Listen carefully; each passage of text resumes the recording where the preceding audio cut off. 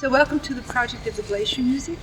This was started in Central Asia in 2011, and we conceived it as a festival which was meant to attract the attention of young people to the catastrophes which are happening in the glaciers, in the mountains of the Grand Tien Shan.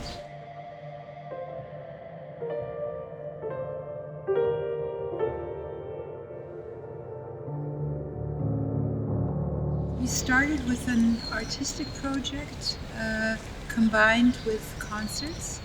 For the concept of the concerts, it was very important to us to have a combination of electronic music and traditional music.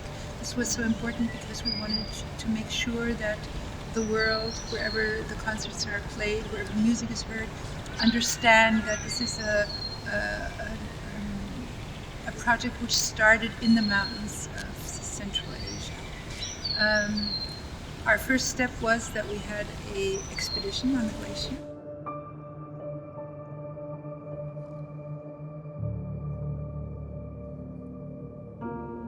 We went up to the Tuyuksu Glacier, and the interesting part about that is that the name, a Kazakh name, Tuyuksu, means water held back. So you have this big beautiful glacier, the Tuyuksu, which is melting at an incredible rate. A glaciologist told us that it's already diminished by 2/3 of its complete volume since the 50s. And our mission was to tape with very special microphones with a team from Arte to tape the sounds of the melting glaciers.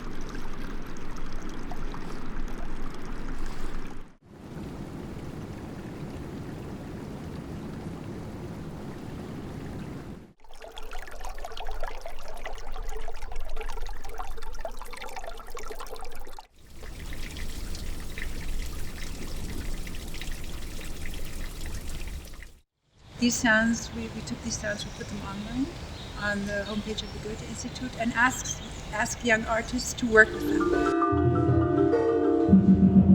Had an incredible exposition in Central Asia and combined it with concerts, as I said before. And the concerts started in Tashkent and went on to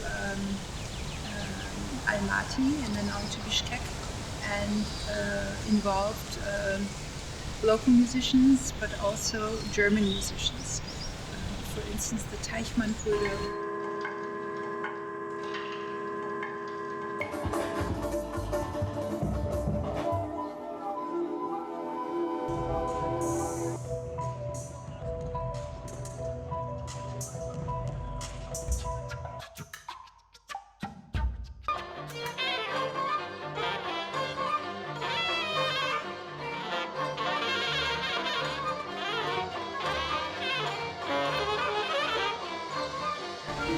But Lillevan became a very central figure of the musical composition of this project.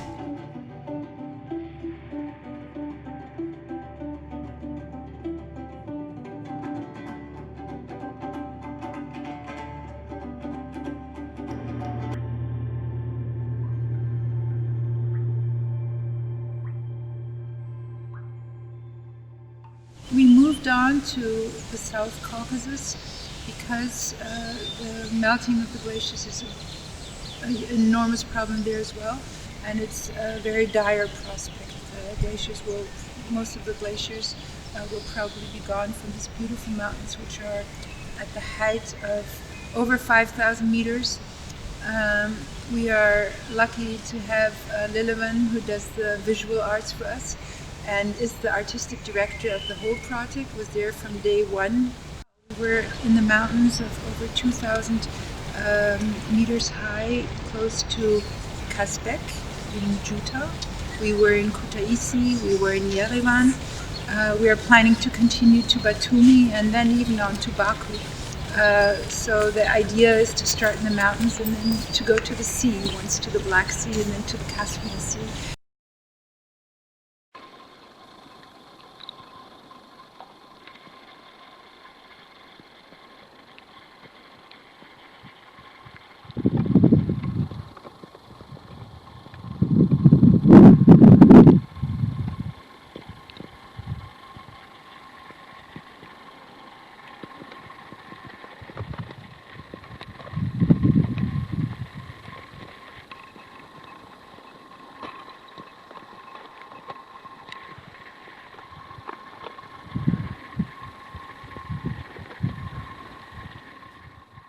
And Yes. also always I have double confidence because I know that I'm just not playing on music.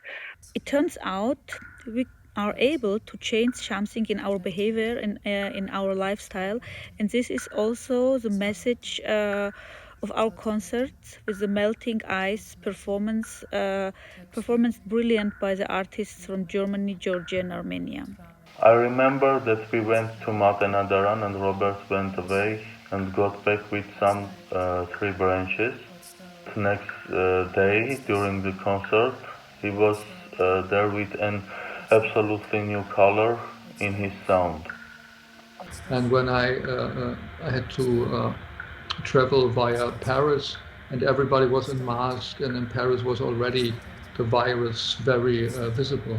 I always miss the time that we spend there, and I always think about it from time to time and how beautiful it was and how amazing the concert was because it was one of the most extraordinary situations that I've ever been in my life. Yeah. And playing in this like mist and rain and cold. And it was a great experience to combine the electronic music with Armenian duduk, with Georgian songs, and the visual art. Of course, also with the sound of the melting ice. In the glacier music, there's a lot of focus, obviously, on nature, protecting nature, how wonderful and grandiose nature is. But of course, a coronavirus is also nature, and nature can be just as brutal as it can be poetic and beautiful. In the time of corona crisis, we realize more and more that we can do a lot to counter the global warming. Because this glacier supplies the city of Almaty with 75% of its water. And also the folk music being interpreted, I think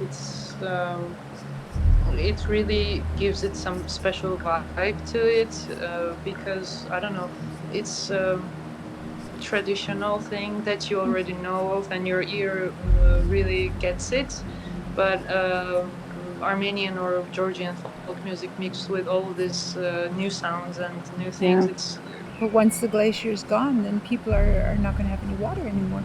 And of course, we'll have to migrate. We'll have to find a new place to live, a new place to work. So the impact is going to be tremendous. Recently, I'm going back to Juta village in my mind very often. Days we have spent there together, beautiful views that were opening to us at the mornings.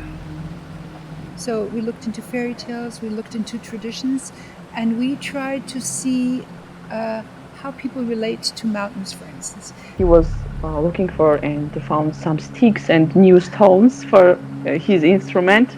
I think people will get pretty creative. I mean, the streaming thing is one first reaction to the new situation, like this, that everybody streams stuff, which is nice. It's funny to actually to see how people live, because now you can see how all these famous DJs, what their living rooms are. Or some are doing the sets in the kitchen or something. With our project, and we've always talked to glaciologists and always tried to find the facts we were working on.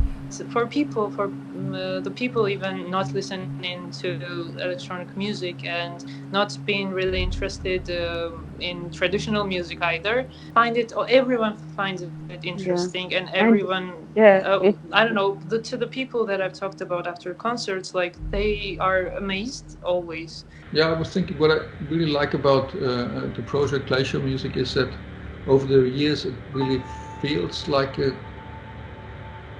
moves somehow like a glacier. It's really like somehow in the shape. Slow. But no, it's unpredictable. It's like the shapes are constantly changing, and the energies are changing, and it's like you have really like dense parts, and then you have like really like light parts, and over the years it's also very we created a very solid body of art. And it would make sense, but unfortunately, because of the situation, I think that right now there are much more important things to think about. This project means a lot for me. I believe that this idea is very important. I think is very valuable if you want to change something or change people's attitudes or perceptions about what's happening in nature nowadays. Also by placing an open call and asking young artists to work for a couple of months on this project. Because sometimes music is not natural and it's experimental, ambience filled recordings, and also we are natural because we are playing improvisation and it's not planned. It's been about 8 weeks that we've been locked down. How do you feel? I feel better. Before it was, of course, strange. It's a bit like Godzilla took over my calendar and just cut everything. It's like. But the sounds of the melting mountains and this like noises collected from nature actually like brings you back to it, I think. How will it be? Will people value it much more, or will it just be, oh, okay, we're back to normal? I mean, we know it's not going to be, okay, from today, everything is back to normal. It's going to be very gradual. But do you think audiences will be different? Do you think we'll be different when we perform? Trying to see how people relate to mountains and how they feel about nature was, I think, the most important underlying basis of our project. But the most important thing for me is that I learn a lot from every artist involved in it. Being at the top of the mountain and having horses to bring our gear and everything, it was very strange but exciting. Yes, we were sorry about horses. Yes. And also the horror of what's happening in climate change. Now I'm looking to people from the balconies, and I was thinking about very magical atmosphere, and I will never forget the voice of Eto, the electronic sounds from Anushka and Roberts, Haik's very special duduk play style, and Lillevan's visual performance over the whole stage. But when Haik started playing, I want to say that GlacierMusic opened my new side in the music and in my life also. I didn't really listen to Armenian music either in that way. I remember the first time we got together and you played, but hearing all of these things and you playing piano, Haik playing piano, Robert playing all of these sounds and all of this duduk. Because me personally feel very differently like anywhere else playing in nature. Glacier Tree we started our project on, which is right above the city of Almaty. And the reason why it's been monitored so closely since the 50s is because it's so close to the city and people are afraid of catastrophe. Now a really drastic and clear sign what we do with our planet and how we live with nature together and how we live as human beings on this planet, how we exploit like everything. I think that our concerts always are different and really it's like improvisation. And that's true somehow. You lose completely the sense of time. Is it Sunday? Is it weekend? Whatever. I often think about mountains. Do you find that you're making art at the moment? You're composing? Has that somehow changed because of the changed feeling of how time is passing? I mean, many people are having problems working out how long have been in lockdown. Is it 3 weeks or 5 weeks? Because time has melted into a different shape. Have you found that you're making art differently? Not stop project, but make it online. I know that it's more important things like coronavirus and not realizing how things were going to work out very quickly. Then I went to New York and already the streets in New York were empty. In the historical hall of the composer's house in Yerevan, and there was a huge, beautiful panel of Saryan above the stage with the panorama from the Armenian mountains, from Aragat till Ararat, at the other side of the border. But what I notice is to work on the computer, to see all these live streams, to see films on the computer. I really feel like I want to move. I want to move in the sense of dancing, but I want to move to a certain space where music sounds different than my home sound system, because everything I do, everything I hear about over my two speakers.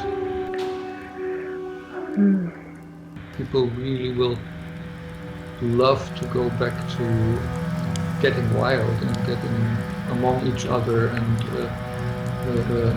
mixing up. And I think it's really important to spread information about global warming and the mountains and glaciers being in danger. I think it's too early to say where this all goes to and how society is shifting. And always when I tell my friends or someone about this glacier music, always they are excited and interested. Yeah, it was so magic for me because it was night, yes? It was the day before the concert. Yeah, and it was night. At night Yes. we were, yeah, and it was like the best. Yeah, when we recorded. Because I felt really like nervous somehow. I was at home and everything was fine, but I felt this kind of restlessness, and I didn't want it that my artistic output gets infected by this situation. I don't want to make a Corona album. I hope we will meet again soon and continue to spread out idea of GlacierMusic playing together. Miss you all. I believed and I knew that it was really interesting for you. Just I did not know how to explain what we are making, because also I did not know. Every concert and every rehearsal is different, because also we are open and free when we are playing. We almost don't know what to do, but also no. I don't know how to explain. You have to see the whole thing. It's not just the beautiful rainforest or the beautiful glacier